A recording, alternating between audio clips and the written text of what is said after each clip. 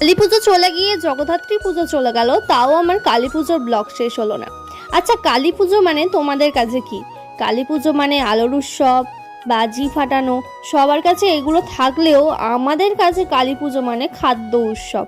হ্যাঁ, মানে কালী পুজোয় যে ভোগগুলো খাওয়ানো হয় সব জায়গায় আমরা গিয়ে গিয়ে অ্যাটেন্ড করি, করে খাই। যেরকম আজকে এক জায়গায় খবর পেয়েছি পোলাও আলুর দম খাওয়াচ্ছে, সবাই মিলে চলে গেছি পোলাও আলুর দম খেতে।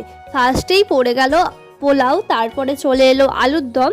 এখানে আলুর দম আলাদা দিচ্ছিল আর আলুর দমে গ্রেভিটা আলাদা দিচ্ছিল, আর এত সুন্দর করেছিল না পোলাও আলুর দমটা, কি বলবো, এখনও জানে মুখে লেগে আছে। কারণ ভোগের প্রসাদ যেমনই হোক সেটা আলাদা লেভেলেরই হয়।